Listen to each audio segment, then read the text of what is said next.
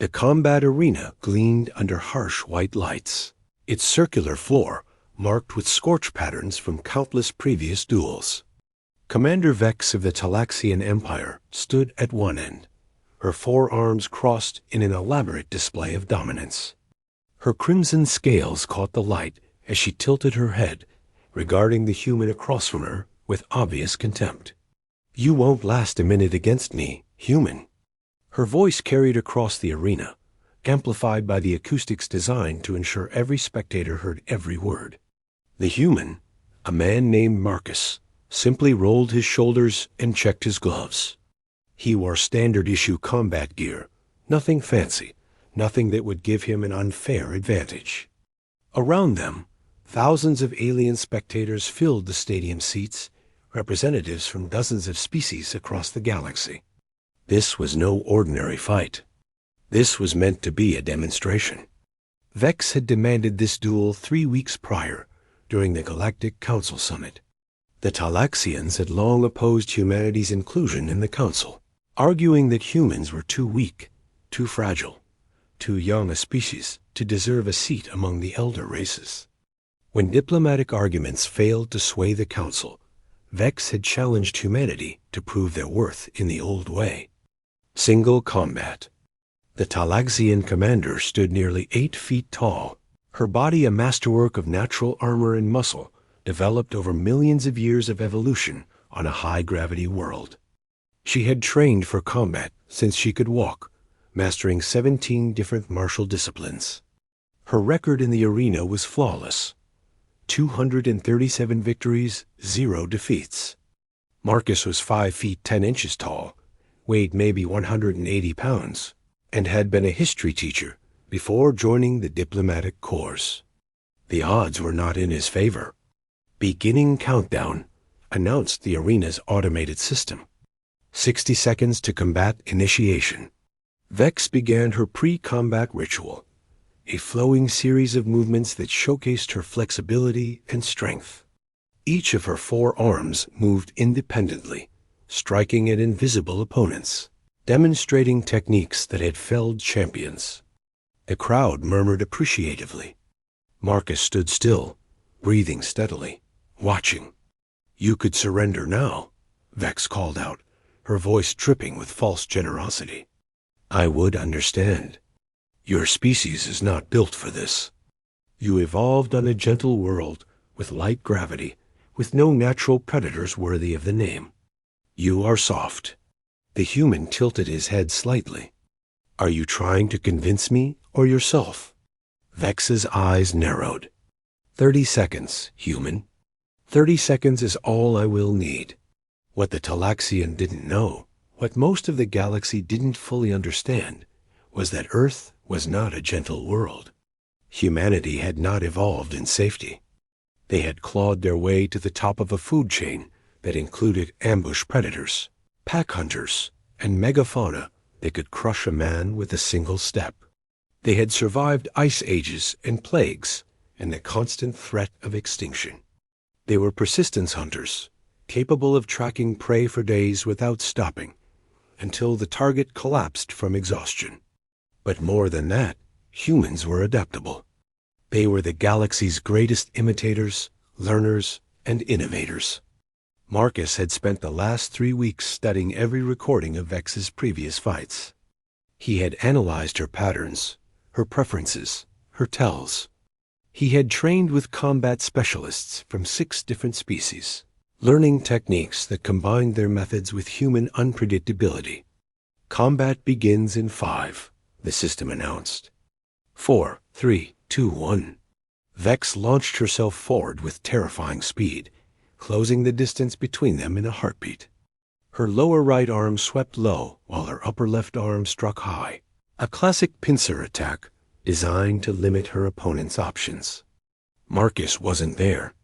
He had stepped inside her guard, too close for her long arms to generate power, and drove his elbow into the nerve cluster just below her ribs. Talaxian physiology placed that cluster in a similar location to humans, one of those cosmic coincidences of bilateral symmetry. Vex grunted, surprised, and spun away, reassessing. The human had moved faster than she expected, had known exactly where to strike. But she was a champion. One successful hit meant nothing. She came in again, this time more cautious, using her reach advantage. Her forearms created a web of strikes, high and low, testing his defenses. Marcus blocked, deflected, and gave ground, seemingly overwhelmed by the assault. The crowd began to cheer. This was what they had expected. The human was being pushed back, driven toward the arena's edge. Vex pressed her advantage, her confidence returning. She had fought opponents who landed lucky shots before. It changed nothing. She feinted with her upper arms and struck with her lower right, a hammer blow that would have shattered ribs. Marcus caught her wrist. Not blocked, caught. He used her own momentum, a principle he had learned from human martial arts that had originated thousands of years ago on Earth, and redirected her force. Vex found herself overextended, off balance.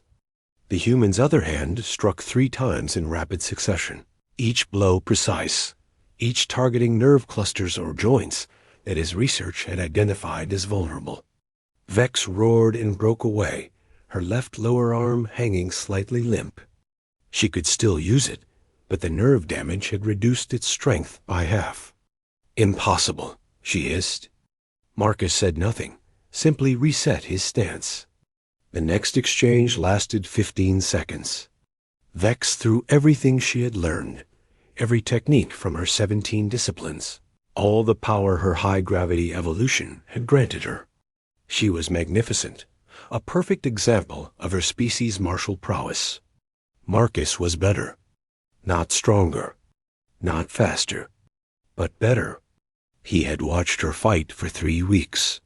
He knew that she favored her upper right arm by 0.3 seconds when initiating combinations. He knew that she dropped her guard by 2 inches when she transitioned from high to low attacks. He knew that her footwork, while excellent by Talaxian standards, left her vulnerable to leg sweeps if timed during her power strikes. He used every bit of that knowledge. When Vex committed to a devastating overhead strike with both upper arms, Marcus swept her forward leg, dropped beneath her guard, and struck her solar plexus with enough force to drive the air from her lungs. As she gasped, he trapped her upper right arm in a joint lock that would have been impossible if he didn't understand exactly how Talaxian shoulders articulated. Vex had 1 second to realize how badly she had underestimated him. Then Marcus applied pressure, and she had a choice: tap out or suffer a dislocated shoulder.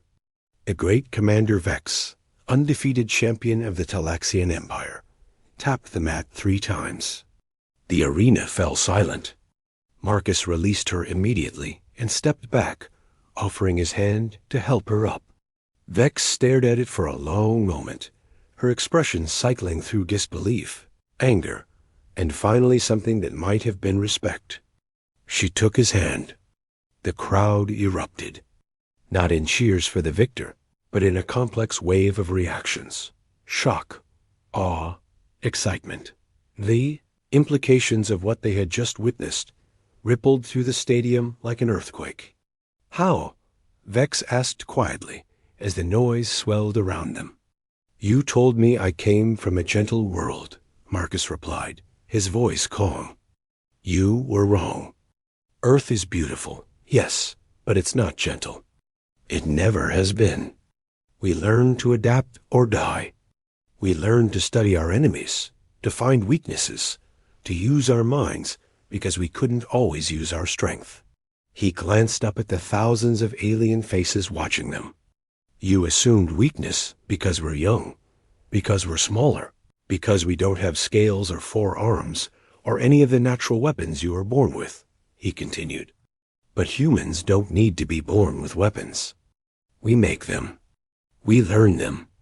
We become them." Vex straightened, her pride wounded, but her warrior spirit forcing her to acknowledge the truth. "I underestimated you." "Yes," Marcus agreed simply. "You did. But that's a mistake you'll only make once." The fight had lasted 47 seconds.